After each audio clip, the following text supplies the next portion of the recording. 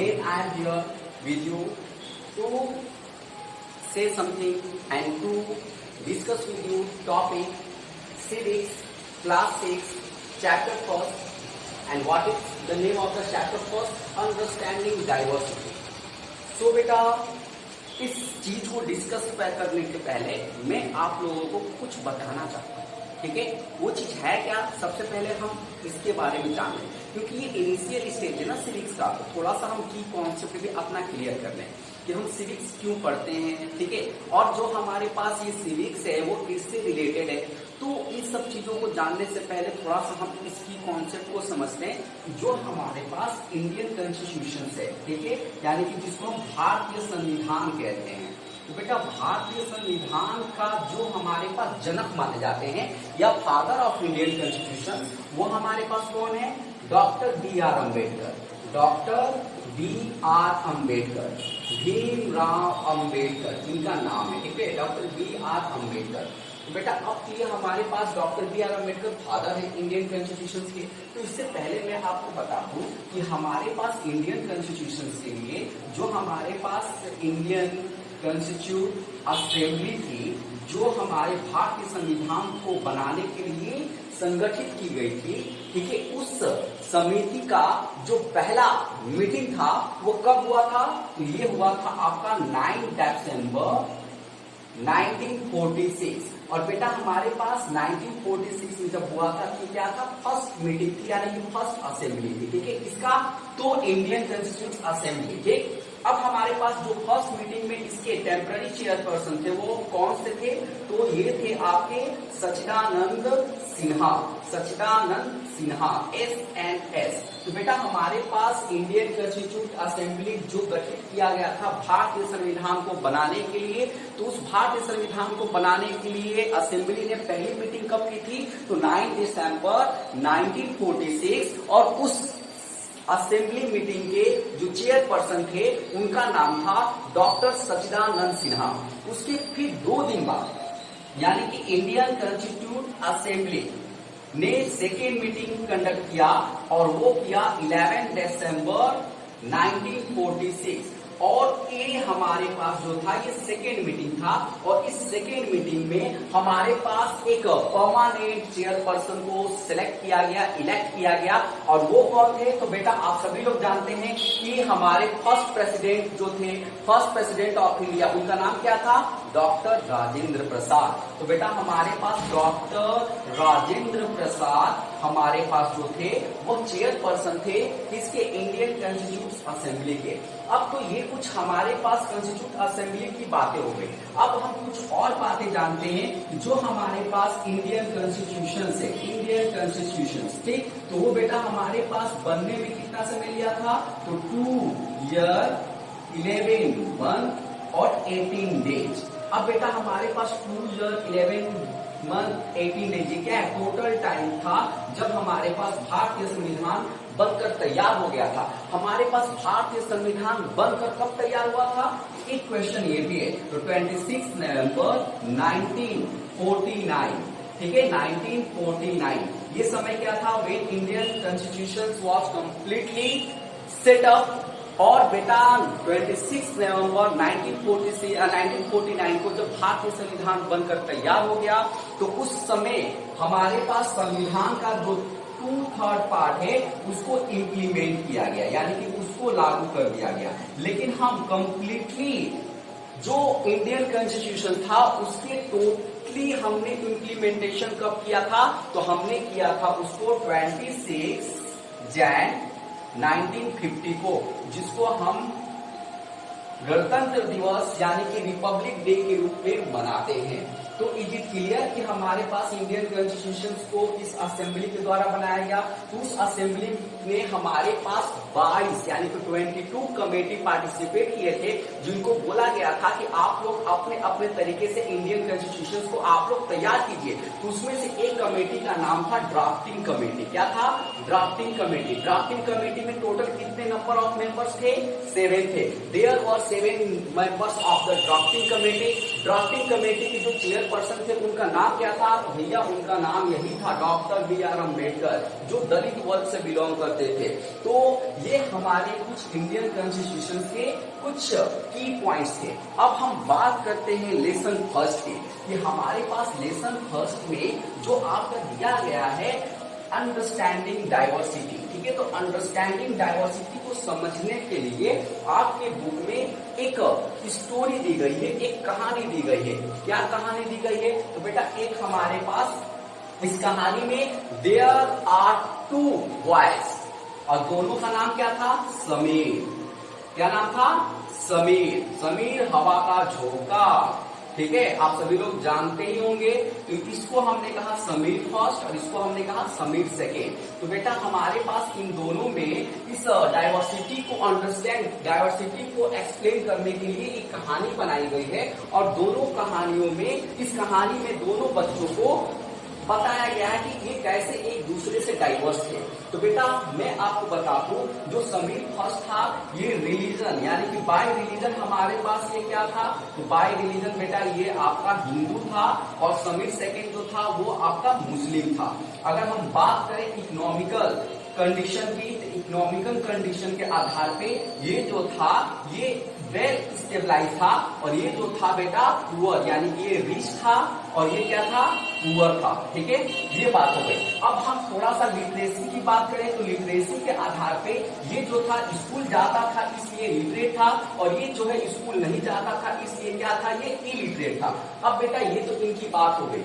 अब इनके हमारे पास जो ड्रेसिंग सेंस थे कि ये रिच है तो उसका वेल ड्रेसअप था, ये पुअर थे तो थोड़ा सा इसका अगली ड्रेसअप होगा।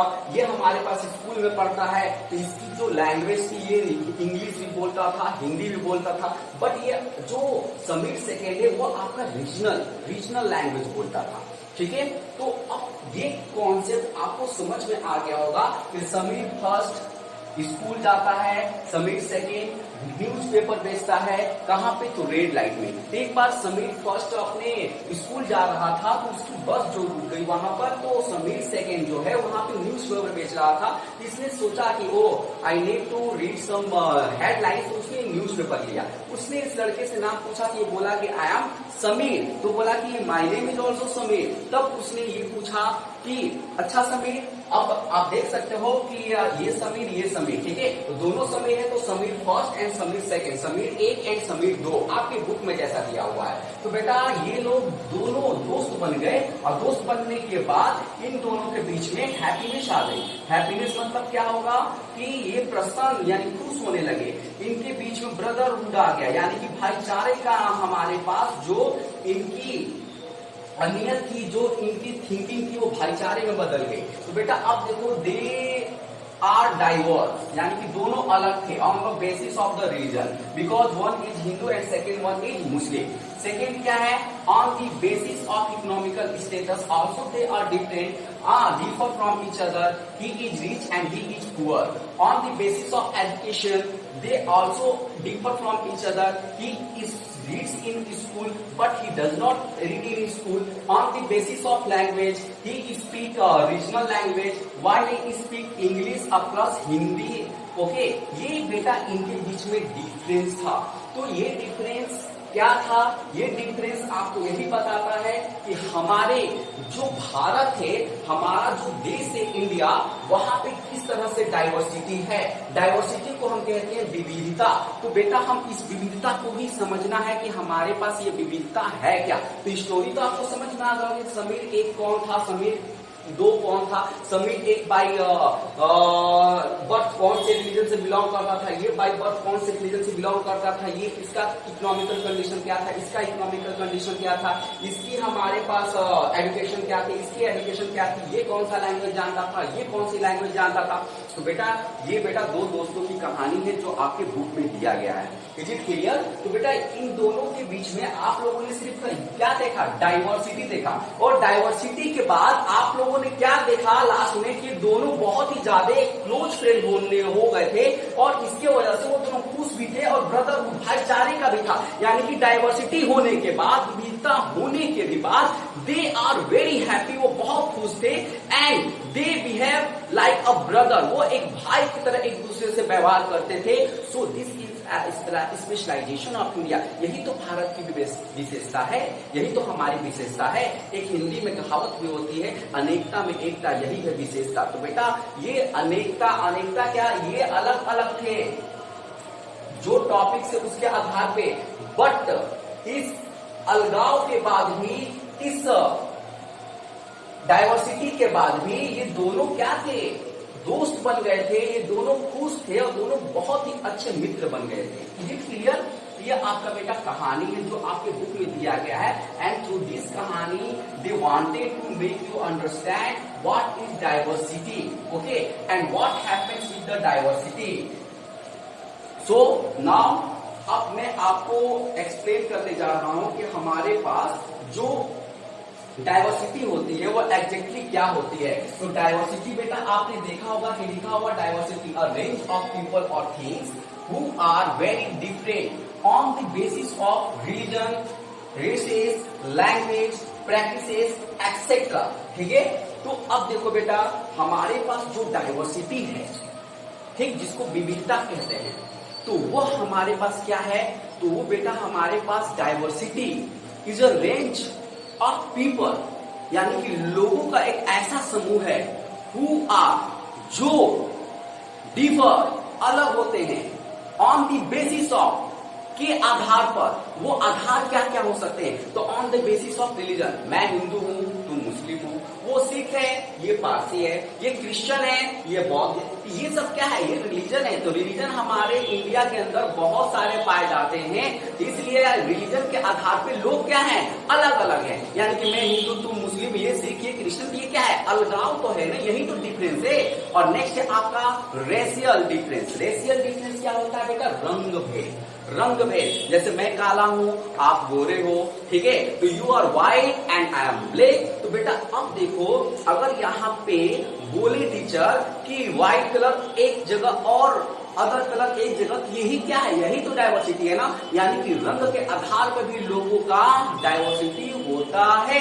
On the basis of language, on the basis of language it means क्या बेटा, हम बिहार, हम यूपी से बिलोंग करते हैं तो हम भोजपुरी लैंग्वेज जानते हैं, हमारे रीजनल लैंग्वेज यही है। जो पंजाब में रहते हैं वो पंजाबी जानते हैं, जो महाराष्ट्र में रहते हैं वो मराठी जानते हैं, जो आप पश्चिम बंगाल में रहते हैं वो बंगाली जानते हैं, जो उड़ीसा में रहते हैं वो उड़िया जानते हैं। तो ऐसे अगर हम जगह की बात करें तो अलग अलग, भारत एक ही देश है लेकिन अलग अलग, इसी एक ही देश में अलग अलग जगह पे अलग अलग प्रांतीय भाषाएं, जिसको रीजनल लैंग्वेज कहते हैं, वह बोली जाती है। तो बेटा अब बताओ कि अगर मैं यहाँ पे खड़ा हूं और मैं अपनी बात हिंदी में बोल रहा हूं तो आप कहोगे कि यस ही इज इंडियन। अगर मैं भोजपुरी में बोल रहा हूं तो आप बोलोगे एक बिहारी है, 100% बिहारी है, ठीक है। और कोई आया पगड़ी उगड़ी लगा के जबरदस्त और वो अपना पंजाबी में स्पीच दे रहा है, बोलोगे ये तो पंजाब से बिलोंग करता है। कोई आया और आने के बाद बंगाली बोलने लगा, यूं करने लगा, ठीक है, तो आप बोलोगे ये बंगाल से बिलोंग करता है। तो बेटा आप भी डिफरेंस कैसे करते रहे हो, आप भी डिफरेंस उसकी लैंग्वेज के आधार पे करते रहे हो। सो हमारे पास जो डाइवर्सिटी है, डाइवर्सिटी लैंग्वेज के आधार पर भी होती है।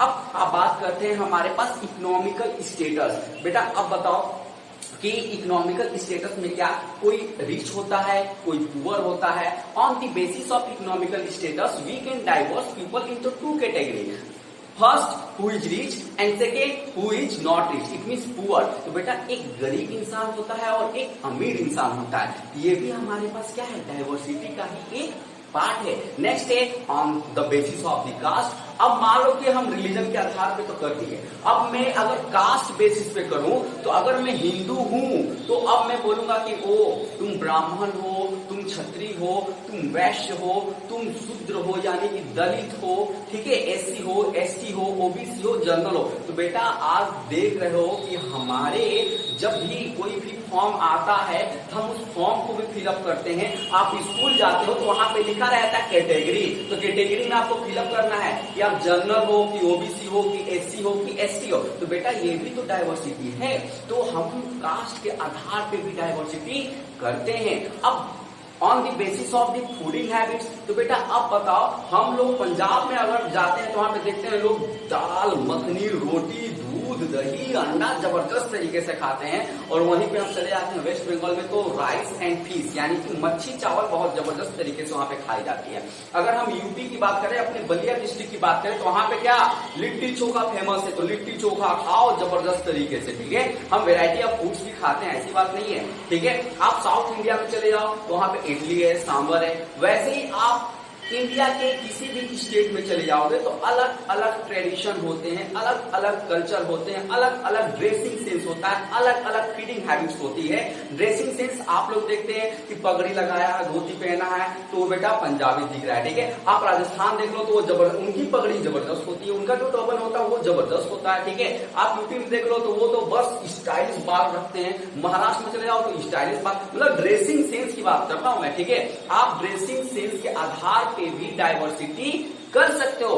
तो आप डाइवर्सिटी के कॉन्सेप्ट को समझ लिए कि डाइवर्सिटी क्या होता है। तो डाइवर्सिटी बेटा हमारे पास होता है लोगों का एक ऐसा समूह जो अलग हो, किसके आधार पे, भाषा के आधार पे, जात के आधार पे, धर्म के आधार पे, रंग के आधार पे, आर्थिक स्थिति के आधार पे, उनके पहनाव के आधार पे, उनके बोलने के आधार पे, उनके खाने के आधार पे। तो all these are the basis on which we can say that diversity is there. Is it clear कि डाइवर्सिटी क्या होता है? ओके। अब बेटा हमारे पास नेक्स्ट है इनइक्वालिटी। अब इनइक्वालिटी क्या होता है? तो लिखा हुआ inequality it comes when a person does not access the resources and opportunity those are available to the other person, ठीक है। यानी कि हमारे पास इनइक्वालिटी को अगर हिंदी में बोले तो हम असमानता कहते हैं। तो असमानता हमारे पास कब होता है और कहाँ आता है? तो बेटा आप समझते हो कि इनइक्वालिटी क्या होती है। जैसे कि आप कोई भी फॉर्म फिलअप करने जाते हो, आप और देखते हो कि सरकार भी जो राशन कार्ड बनाता है, तो राशन कार्ड क्या होता है कि एक होता है कि गरीबी सीमा के नीचे, एक होता है गरीबी सीमा के ऊपर। किसी का रेड बनता है, किसी का व्हाइट बनता है। तो बेटा रेड और व्हाइट जो हमारे पास राशन कार्ड बनता है वो क्या बताता है? वो यही बताता है कि ये एससी है और ये एसटी है। तो बेटा अब मान लो ये तो सरकार है, संविधान को फॉलो कर रही है और हमको ये पार्शियलिटी न हो इसका ध्यान में रख के हमारे साथ अच्छा व्यवहार कर रही है। बट जस्ट थिंक, आप थोड़ा सोचो कि हमारे पास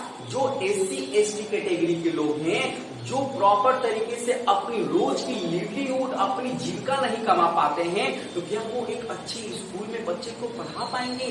नहीं पढ़ा पाएंगे। क्यों नहीं पढ़ा पाएंगे? Due to the economical condition. उनकी इकोनॉमिकल कंडीशन अच्छी नहीं है। तो बेटा अब देखो कि कुछ बच्चे जो अमीर घर से बिलोंग करते हैं, जो और कुछ बच्चे गरीब भी होते हैं, लेकिन वो अपने तरीके से मैनेज करके अपने बच्चों को अच्छी शिक्षा देते हैं। तो बेटा बट मोस्टली जो अमीर घर के बच्चे होते हैं वो अच्छी शिक्षा एक्सेस करते हैं, प्राप्त करते हैं। बट जो हमारे पास गरीब या निम्न वर्ग के लोग होते हैं, दलित वर्ग के लोग होते हैं, जो प्रॉपर तरीके से फिनेंशियल बहुत ही ज्यादा कमजोर होते हैं, वह लोग क्या करते हैं? वह लोग अपने बच्चे को अच्छे स्कूल में एडमिशन नहीं दिला पाते हैं। यानी कि स्कूल तो ओपन है, दोनों के लिए ओपन है, बट एक आता है उसके पास इकोनॉमिकल यानी कि फाइनेंशियल कंडीशन अच्छी है, वो आता है अपना पैसा देता है, एडमिशन कराता है, बच्चे को एडमिशन करा के अच्छी शिक्षा दे रहा है। लेकिन वो स्कूल ये नहीं कह रहा है कि हाँ भैया आप जनरल हो तो मैं आपका एडमिशन करूंगा और आप एससी हो तो आपका नहीं करूंगा। बट एससी के पास इकोनॉमिकल यानी कि पैसा नहीं है, तो रिसोर्स होने के बावजूद ये एक इंसान एक्सेस कर रहा है और दूसरा इंसान एक्सेस नहीं कर रहा है। तो बेटा इसी को हम कहते हैं असमानता यानी कि इनइक्वालिटी। यानी कि हमारे पास रिसोर्स संसाधन है, लेकिन संसाधन का हम प्रयोग नहीं कर पा रहे हैं क्योंकि हमारे पास आर्थिक तंगी है, आर्थिक मंदी है, और इसके वजह से हम रिसोर्स का यूज नहीं कर पा रहे हैं, जबकि दूसरा इस रिसोर्स का यूज कर रहा है। तो बेटा इसको हम कहते हैं इनइक्वालिटी। अब देखो आप बहुत अमीर घर से बिलोंग करते हो, या आपके पिताजी या आपके घर में कोई अच्छे ए ग्रेड के ऑफिसर हैं, ठीक है, आप उनके साथ कहीं जाते हो और एक जो लेबर क्लास का इंसान होता है, लड़का होता है, वो अपने पिता के साथ जाता है, बहुत ही अगली ड्रेसअप में जाता है और आप बहुत जबरदस्त तरीके से फिट हो गए ना, पूरा मॉडल बन के जाते हो। और जब आप जाओगे तो बेटा जो हमारे पास किसी भी डिपार्टमेंट में कहीं भी जाओगे तो आपको प्रीफरेंस देंगे। मोस्ट देखो सभी लोग नहीं करते हैं, सभी लोग इंसानियत की ह्यूमैनिटी भी होती है, ठीक है, लेकिन मोस्ट ऑफ द टाइम ये देखा गया है कि ड्रेसअप पे वो लोग प्रीजज करते हैं और जज करने के बाद कहते हैं वो साहब है वो क्योंकि सिट डाउन। और जो बेटा हमारे पास लेबर क्लास का होता है उसको थोड़ा सा वहां पे डिस्क्रिमिनेट किया जाता है, यानी कि उसके साथ एक इक्वालिटी की जाती है। क्यों किया जाता है? क्योंकि उसकी इकोनॉमिकल कंडीशन अच्छी नहीं है, उसकी ड्रेसिंग सेंस अच्छी नहीं है। तो बेटा हमारे पास यही होता है क्या? इनइक्वालिटी। इनइक्वालिटी हमारे पास क्या होता है? It comes when a person does not access, यानी कि यह इनइक्वालिटी तब आता है जब इंसान एक्सेस नहीं कर पाता है, उसका यूज नहीं कर पाता है द रिसोर्सेज, संसाधन का, एंड अपॉर्चुनिटी, और अपने अपॉर्चुनिटी का दोज, जो अपॉर्चुनिटी और रिसोर्सेज अवेलेबल है दूसरों के लिए, टू द अदर्स, दूसरों के लिए, यानी कि एक अपॉर्चुनिटी है, एक रिसोर्सेज है जो एक इंसान एक्सेस कर रहा है, दूसरा नहीं कर पा रहा है, किसी को हम क्या कहते हैं? इनइक्वालिटी कहते हैं। और इनइक्वालिटी होने का हमारे पास रीजन अलग अलग हो सकते हैं, जिसमें से मैंने एक चीज आपको एक्सप्लेन कर दिया।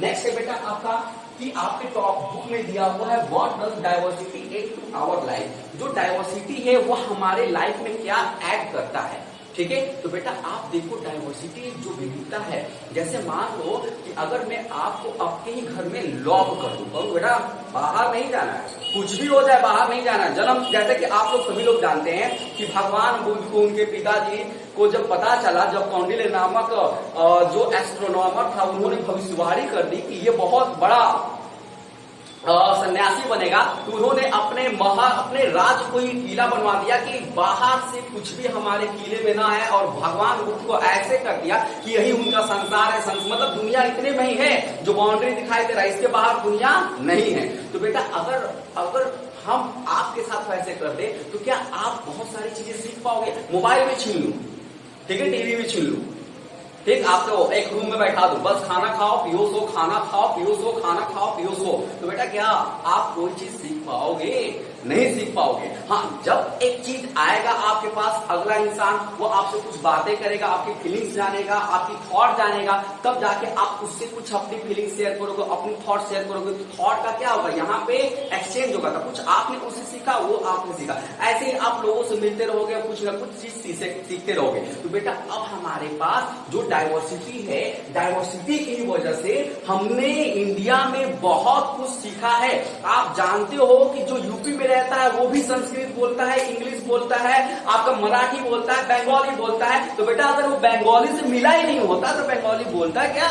It is not possible. तो बेटा हमारे पास जो डाइवर्सिटी है, आप लोग स्कूल में भी कल्चरल प्रोग्राम करते हो, तो कल्चरल प्रोग्राम में क्या होता है? अगर आपसे बोला जाता है कि ठीक है आप साउथ इंडिया के किसी गाने पे आप डांस करो, आप पंजाबी गाने पे डांस करो, तो बेटा आप क्या करते हो? आप अपना ड्रेसअप ऐसा बना लेते हो ना, यानी कि आपने कुछ सीखा है ना। तो बेटा हमारे पास डाइवर्सिटी हमारे लाइफ में क्या ऐड करती है? जब आप डांस करते हो पंजाबी और लोग ताली बजाते हैं, वेरी गुड वेरी गुड, उसमें क्या होता है? आप बहुत खुश हो जाते हो और वो लोग भाईचारे के रूप में आपको अपना लेते हैं। तो बेटा हमारे पास आप कह सकते हो कि what does diversity adds to our life. तो आप कह सकते हो diversity adds to our life happiness, खुशहाली, यानी कि हमको प्रसन्नता देती है, जॉय, खुशी देती है।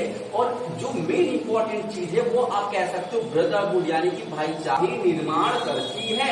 ये डाइवर्सिटी हमको सिखाती है, ठीक है। भाईचारा कहाँ होता है? अगर मैं एक ही घर में रहता हूँ तब तो हम भाई भाई है, लेकिन हम दूसरे के साथ अगर हम अच्छा व्यवहार करते हैं तो वही तो भाईचारा कहलाता है। तो बेटा भाईचारा हम कब सीखते हैं? जब हम दूसरे लोगों से, दूसरे लैंग्वेज, जो हमारे पास दूसरे डाइवर्स पीपल है उनसे मिले और उनसे अपनापन का हम व्यवहार करें, ठीक है, बिहेव करें, तो उसी को तो हम ब्रदरहुड कहते हैं। तो बेटा हमारे पास जो डाइवर्सिटी है वो हैप्पीनेस, जॉय एंड ब्रदरहुड, ये सब कुछ ऐड करती है हमारे लाइफ में। नेक्स्ट पॉइंट है बेटा आपका कि हमारे पास डाइवर्सिटी इन इंडिया। तो अभी मैंने आपको एक्सप्लेन कर दिया कि डाइवर्सिटी इन इंडिया। तो बेटा आप देखो, आप यूपी में हो, यूपी क्या है? हमारे पास प्लेन है जो Ganga river, basically Ganga river में है, ठीक है, गंगा रिवर जहाँ पे बहती है, फ्लो करती है। अब देखो आप चले जाओ जम्मू एंड कश्मीर, लद्दाख, तो बेटा वहां पे आप जाओगे, देखोगे क्या? ग्लेशियर है, मतलब जबरदस्त तरीके से माउंटेन है, वहां पे हिली एरिया है, वहां पे क्रॉपिंग प्रॉपर तरीके से नहीं होती जितना क्रॉपिंग आपका पंजाब और आपका उत्तर प्रदेश, बिहार में होता है। क्यों? क्योंकि वहां की जो क्लाइमेट है वह उत्तर प्रदेश के क्लाइमेट से चेंज है। जो उत्तर प्रदेश का क्लाइमेट है वो केरला के क्लाइमेट से चेंज है। केरला के जो क्लाइमेट है वो आपका वेस्ट बंगाल के क्लाइमेट से चेंज है। वेस्ट बंगाल का जो क्लाइमेट है वो आपका तमिलनाडु क्लाइमेट से चेंज है। तो तमिलनाडु का क्लाइमेट है जो आपका सिक्किम है उसके क्लाइमेट से चेंज है। तो बेटा हमारे पास इंडिया के अंदर रीजनल डाइवर्सिटी पाई जाती है, और रीजनल डाइवर्सिटी के साथ साथ आप देख सकते हो कि लोगों का वहां पे रहने का तरीका, जो उत्तर प्रदेश के लोग हैं उनका रहने का तरीका अलग, जो बिहार के लोग हैं उनका रहने का तरीका अलग, जो आपके दिल्ली के लोग हैं उनका रहने का तरीका अलग, और स्टैंडर्ड हाई लेवल पे रहते हैं। ठीक है, मुंबई में चले जाओ वहां पे जबरदस्त तरीके से लोग रहते हैं, एडवांस हो चुके हैं। आप बैंगलोर में चले जाओ तो बहुत ही ज्यादा एडवांस हो चुके हैं, वो बहुत जबरदस्त रहते हैं। लेकिन आप वेस्ट बंगाल में चले जाओ तो थोड़ा सा आप महसूस करो कि हाँ ये उतना एडवांस नहीं है। आप चले जाओ हिली एरिया में तो वहां पर आप देखोगे कि अरे यार ये लोग तो बहुत हमसे डिफरेंट है। तो बेटा ये डिफरेंस जो होता है वो इंडिया में पाया जाता है, यही है diversity in India. The diversity in India means क्या? You can say that number of diverse things in the India when you compare from one place to the another place on the basis of language. There are the number of language more than 1600 language. Is it clear? Regional language. ठीक है, अब हम dressing sense की बात करते हैं तो dressing sense भी अपना सबका अलग होता है। ठीक है, अगर हम खाने की बात करते हैं, अभी मैंने इससे पहले एक्सप्लेन किया, खाने की जो हमारे पास फीडिंग हैबिट्स हो वो भी अलग अलग होती है। अगर मैं आपसे बात करूं लैंग्वेज की तो लैंग्वेज भी अलग अलग होती है। ठीक है बेटा, ये सारी चीज डाइवर्सिटी इंडिया के अंदर पाई जाती है। जो नेक्स्ट बेटा यूनिटी इन डाइवर्सिटी, बहुत इंपॉर्टेंट है। यूनिटी इन डाइवर्सिटी जिसको हम हिंदी में कहते हैं अनेकता में एकता, यानी कि डाइवर्सिटी अनेकता, यूनिटी एकता, यानी कि अनेकता में एकता, यानी कि unity in diversity is the specialisation of India. अनेकता में एकता यही भारत की विशेषता है। तो बेटा अब देखो ये यूनिटी इन डाइवर्सिटी को एक्सप्लेन हमारे जो फर्स्ट प्राइम मिनिस्टर थे पंडित जवाहरलाल नेहरू, जवाहरलाल नेहरू, उन्होंने एक्सप्लेन किया था और उन्होंने एक किताब लिखा था discovery of India, discovery of India. तो उन्होंने इस किताब में इंडियन यूनिटी को बहुत ही अच्छे से एक्सप्लेन किया था। उन्होंने इंडियन यूनिटी को कहा था क्या कि जो हमारे पास इंडियन यूनिटी है वो और मतलब कि कहीं से आया नहीं है, बाहर से नहीं आया, ये हमारे इंडिया में ही है। ठीक है, तो आप इंडियन यूनिटी को कह सकते हो कि हमारे पास डिस्कवरी ऑफ इंडिया में पंडित जवाहरलाल नेहरू ने कहा है कि Indian unity is not something imposed from the outside, rather it was something deeper within its fold. The wider tolerance of behalf and belief and the custom was practiced and every variety acknowledged and even encouraged। यानी कि हमारे पास जो भारत की एकता है, अनेकता में एकता की जो बात कही जाती है वो और कुछ नहीं है, ये हमारे पास भारत के अंदर ही विद्यमान है, ये कहीं दूसरे जगह से बाहर से थोपा नहीं गया है। ये जो स्पेशलाइजेशन है वो बाहर से नहीं थोपा गया, लेकिन ये भारत के मिट्टी में पाया जाता है। और यही मिट्टी में पाने की वजह से जो हमारा देश है ये यूनाइटेड है और एक सूत्र में बंधा हुआ है। और जबकि एक सूत्र में बंधने के लिए लोगों को एक जैसा होना चाहिए, लेकिन अलग अलग डाइवर्स लोग के साथ भी हमारा इंडिया जो है एक सूत्र में बंधा हुआ है। एक मोती, बहुत सारे मोती जैसे एक धागों में पिराए जाते हैं, वैसे बहुत सारे डाइवर्सिटी एक धागों में पिरा के उसको बांध दिया गया है। और बेटा वो जो बांधा गया है उसका नाम क्या है? इंडियन। चाहे आप मुस्लिम हो, आप अमेरिका चले जाओ, आपका सिटीजनशिप क्या है? इंडियन है। आप बांग्लादेश चले जाओ, सिटीजनशिप क्या है? इंडियन है। आप मुस्लिम हो तो भी इंडियन कहोगे, आप क्रिश्चियन हो तो भी इंडियन कहोगे बाहर जाके, अगर आप हिंदू हो तो भी इंडियन कहोगे बाहर जाके, आपका बुद्धिज्म है तो भी इंडियन कहोगे। तो बेटा इंडियन क्या है? वही एक धागा है। और मोतिया क्या है? सिख, क्रिश्चियन, हिंदू, मुस्लिम, और उसके बाद भी बहुत सारे diversity, language, feeding habit, economical status, literacy, gender, ये सब क्या है आपका? ये अलग अलग डाइवर्सिटी है, डाइवर्स थिंग्स हैं जो एक साथ रहते हुए भी इंडिया में प्रॉपर तरीके से रहती हैं। तो इज इट क्लियर बेटा हमारे पास डाइवर्सिटी इन इंडिया जो है, यूनिटी इन डाइवर्सिटी क्या होती है? यूनिटी इन डाइवर्सिटी हमारे पास एक ऐसा स्पेशलाइजेशन होता है जहां पे लोग अलग अलग जगह से, अलग अलग समूह से, अलग अलग वर्ग से होते हुए भी एक सूत्र में बंधे रहते हैं। और इसका एक बेस्ट एग्जांपल है कि आप देखते होंगे कि ब्रिटिश ईस्ट इंडिया जब कंपनी हमारे इंडिया में थी और अंग्रेजों के हम गुलाम थे, तो उस समय आजादी की लड़ाई के लिए नेशनलिज्म यानी कि राष्ट्रीयता की भावना जगी थी। तो उस समय आपने देखा होगा कि सिर्फ हिंदू ही नहीं लड़ते थे ब्रिटिश के खिलाफ, सारे हिंदुस्तान के लोग चाहे वो किसी भी धर्म से बिलोंग करते थे, सिर्फ अपने देश के लिए वो अंग्रेजों के साथ युद्ध करते थे, लड़ाई करते थे, मर जाते थे, मार देते थे। और ये नहीं सोचते थे कि हाँ मैं अगर अपना सेक्रीफाइस कर रहा हूं, अपना बलिदान दे रहा हूं, तो सिर्फ मैं अपने धर्म के लिए दे रहा हूं, नहीं, वो अपने देश के लिए दे रहे हैं। तो बेटा इससे हमको क्या मतलब है, इससे हमको क्या समझ में आता है? इससे हमको यही समझ में आता है कि हम लोग डाइवर्स होने के बाद भी यूनाइटेड हैं। और शेक्सपियर ने भी एक बहुत अच्छी बात कही है, united we fall divided, sorry divided we fall united we stand. अगर हम खंड खंड में रहेंगे तो टूट जाएंगे और एक होके रहेंगे तो जुट जाएंगे। ये हमारे पास विलियम शेक्सपियर ने भी कहा था और जिसको पंडित जवाहरलाल नेहरू ने और डिस्कवरी ऑफ इंडिया में बहुत अच्छे से एक्सप्लेन किया था। और यह जो स्पेशलाइजेशन है दुनिया में किसी भी देश में नहीं पाया जाता है। तो आई होप आप लोगों ने इस चीज को समझ लिया होगा। आप स्क्रीनशॉट भी ले सकते हैं और जो मैंने की कॉन्सेप्ट स्टार्टिंग में समझाया तो वो भी आपको समझ में आ गया होगा। तो बेटा enjoy this video and please like, subscribe और शेयर जरूर कर देना। Next video I will meet you with the next topic. Bye, good day and जय हिंद।